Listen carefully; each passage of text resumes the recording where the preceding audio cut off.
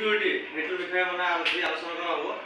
এতিয়া এটা ইণ্ডাষ্ট্ৰীত বা এটা কমাৰ্চিয়েল এটা প্লেণ্টত বহুত বস্তু সম্পত্তি লাখ লাখ কোটি কোটি টকা সম্পত্তি থাকে, ৰ মেটেৰিয়েল থাকে, সম্পত্তিটো আছে, লগতে কি থাকে মানুহ থাকিব, এমপ্লয়মেণ্ট থাকিব, যিবিলাক চাকৰি কৰি আছে সেইবিলাক তেখেতসকল থাকিব, প্লাছ বহুত ধৰণৰ নথি পত্ৰ থাকিব, ডকুমেণ্টছ থাকিব, টাটা থাকিব, বিভিন্ন কম্পিউটাৰ থাকিব, আৰু এটা কি থাকে যিটো মানে ইণ্ডাষ্ট্ৰী যিটো কামৰ কাৰণে মানে ইণ্ডাষ্ট্ৰীটো বনাইছে সেইটো এইবিলাক কেমিকেলো থাকিব বা ৰ মেটেৰিয়েলছ থাকিব, প্ৰডাক্ট থাকিব।